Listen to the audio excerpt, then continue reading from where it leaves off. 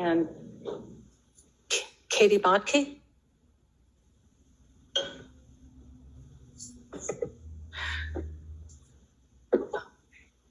And Katie, is this on agenda or off agenda? Off agenda. Okay, so you'll have 3 minutes. Okay, thank you. Last month, this space felt more like a courtroom than a church that it is.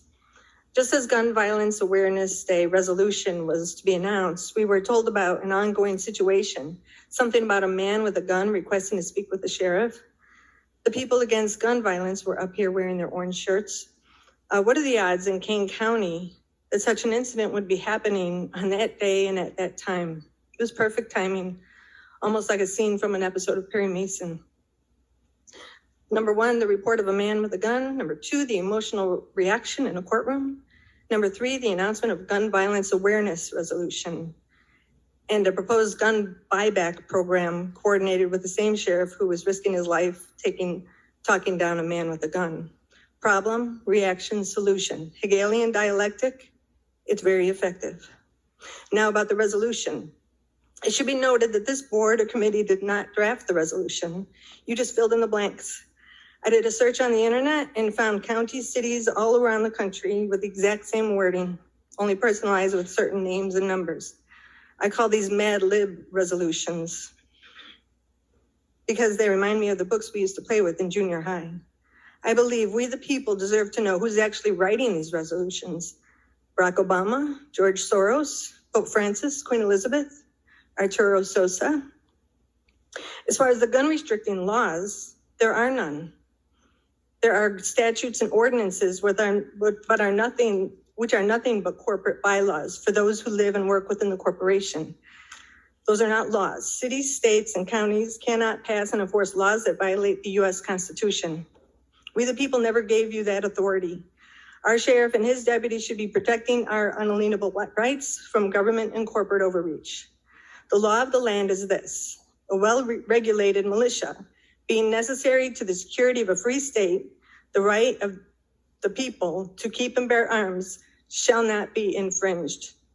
As far as any red flag laws or programs, here's how red flag programs work. I was in the District of Columbia on January 6th last year. I used my debit card to buy a train ticket from Virginia, where I was staying, to DC.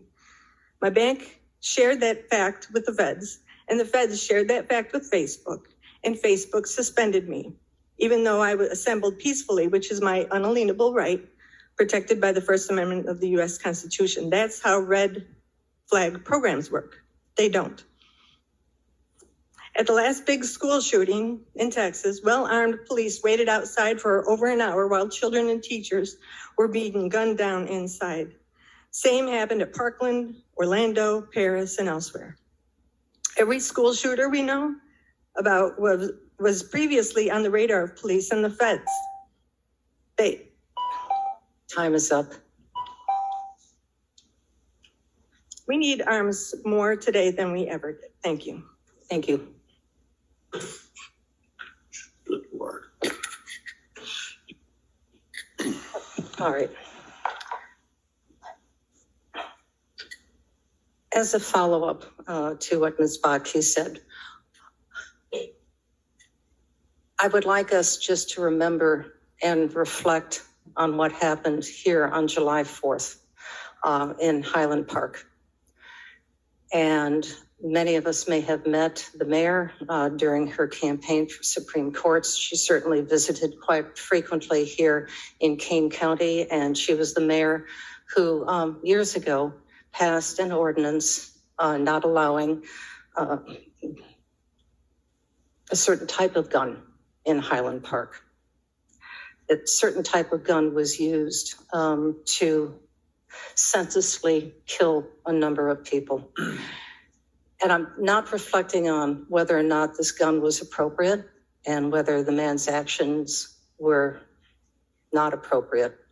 But what I would like to reflect on is the impact that it had on the children of Highland Park.